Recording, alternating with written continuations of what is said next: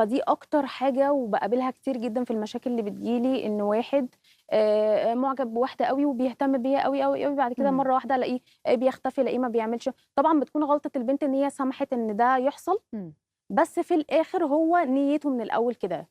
بس ما باحسّش إن هي بتبقى غلطة البنت، ما هو برضه أكيد لا، بيبقى لأ، لأ، داخل بتبقى مش غلطة مبيّن البنت. لها إن هو لأ، هيلعب طب ما بيها هو ولا ثانية إنه واحدة، خلاص أنت هيخونها. عايزني تعالَ اتقدّم، بس سهلة. لأ، ما هو ممكن بقى يقول لها أصل أنا عندي ظروف، استني عليَّ لأ، شوية، ما أنا ما تخلّص أعرفش إيه. ظروفك، لمّا تخلّص ظروفك، أنت ما تكلمنيش لحد ما تخلّص ظروفك، أنت بتكلمني ليه؟ هتقدر تعمل كده لو هي بتحبه؟ حبيته إمتى؟ ما هو دلوقتي هو واحد داخل بيتعرّف، إمم.